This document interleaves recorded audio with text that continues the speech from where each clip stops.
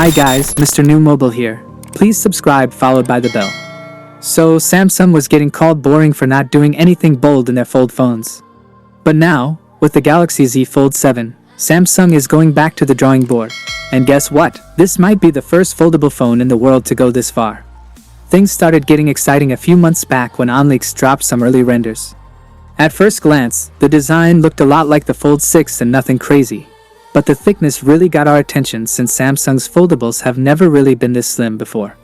OnLeaks said the Fold 7 would be just 9.5mm thick when folded. To give you an idea, that's 2.6mm thinner than the Z Fold 6.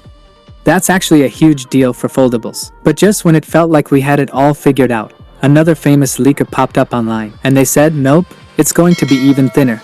They claimed the Fold 7 would come in at just 8.2mm, making it the thinnest foldable phone ever. Then things got even crazier. Ice Universe, one of the most trusted leakers, dropped the real numbers on X, and it turns out both of the leakers were wrong.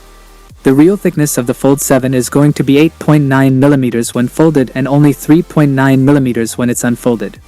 That's crazy thin. Just to give you an idea, a regular USB-C port is about 2.56mm thick. We're getting really close to the limit of how thin a phone can be, unless phone makers get rid of charging ports and go totally wireless, which doesn't look likely anytime soon. So honestly, this feels like Samsung's cold and clever reply to Honor, who kept making fun of them for having chunky foldables. Now, the Z Fold 7 might not just beat Honor, it's also thinner than Oppo's Find N5, the current thinnest foldable, which came out not too long ago. But okay, what's the catch? We recently saw the official battery certifications for both the Z Flip 7 and the Z Fold 7, and no surprises. Here Samsung is sticking with the same setup as before. Now before you roll your eyes at that number, Samsung has been doing this since the Fold 3 and markets it as 4,400 mAh, even though it's actually a bit less. Funny enough, the Z Fold 2 still has the largest battery out of all Samsung foldables. And here's something even crazier. Z Flip 7's battery is only 100 mAh smaller, even though it's a much smaller phone.